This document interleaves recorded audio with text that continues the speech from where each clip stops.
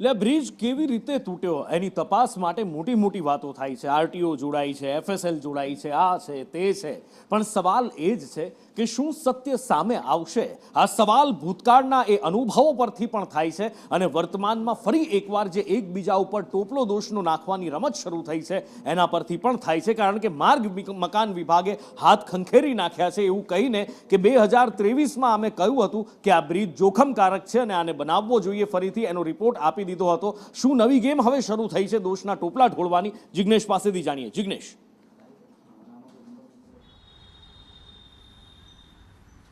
નુપુર, જે પાદરા બ્રિજ દુર્ઘટના સર્જાઈ તેમાં હવે એકબીજા પર દોષના ટોપલા નાખવામાં આવી રહ્યા છે, પરંતુ એક વાત સ્પષ્ટ છે કે માર્ગ અને મકાન વિભાગે 2023માં આ ગંભીરા બ્રિજના રિપેરિંગ માટેની દરખાસ્ત મૂકી હતી, પરંતુ ડિઝાઇન વિભાગના અધિકારીઓએ માત્ર ₹1.25 કરોડનો ખર્ચો કરી અને જે લીપાપોતી કરવાની હતી તે કરી છે, બ્રિજનું યોગ્ય સમારકામ ન કર્યું હોવાનું અત્યારે સામે આવી રહ્યું છે। ડિઝાઇન વિભાગના જે અધિકારીઓ હતા તેણે જો સમયસર 2023નો જે રિપોર્ટ મળ્યો હતો તેને અનુસંધાની અને જો યોગ્ય કાર્યવાહી કરી હોત, જો બ્રિજનું મેન્ટેનન્સ વ્યવસ્થિત થયું હોત તો કદાચ આ ઘટના રોકી શકાઈ હોત। એટલે કે જાણતા હોવા છતાં જે તંત્રના અધિકારીઓની નિષ્કાળજી અને બેદરકારી છે તેનું પરિણામ છે કે 20 લોકોએ પોતાના જીવ ગુમાવવા પડે છે અને ત્યારબાદ તેના માટે તપાસના નાટક થાય છે, એકબીજા પર દોષના ટોપલા નાખવામાં આવે છે। માર્ગ અને મકાન વિભાગ 2023નો રિપોર્ટ આગળ ધરી અને જે ડિઝાઇન વિભાગ છે તેના માથે આખો ટોપલો નાખી રહી છે, પરંતુ 2023 જો વખતે જો રિપોર્ટમાં આ બ્રિજને લઈ અને જો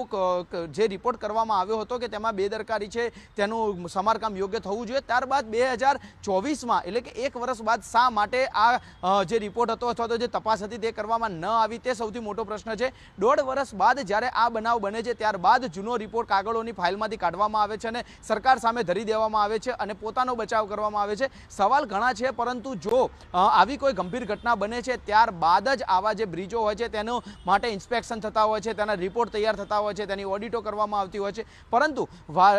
જ્યારે આવા બનાવો બને ત્યારે શા માટે આ પ્રવૃત્તિ કરવામાં આવે છે? રેગ્યુલર આવા બ્રિજોનું ચેકિંગ શા માટે નથી થતું? અને જો 2023માં રિપોર્ટ આપ્યો હતો અને તેનું કામ યોગ્ય નથી થયું તો તે વખતે માર્ગ અને મકાન વિભાગના અધિકારીઓએ તેનો વિરોધ કેમ ન કર્યો તે પણ સૌથી મોટો પ્રશ્ન છે અને તે બાબતે પણ ઇન્કવાયરી થવી જરૂરી છે।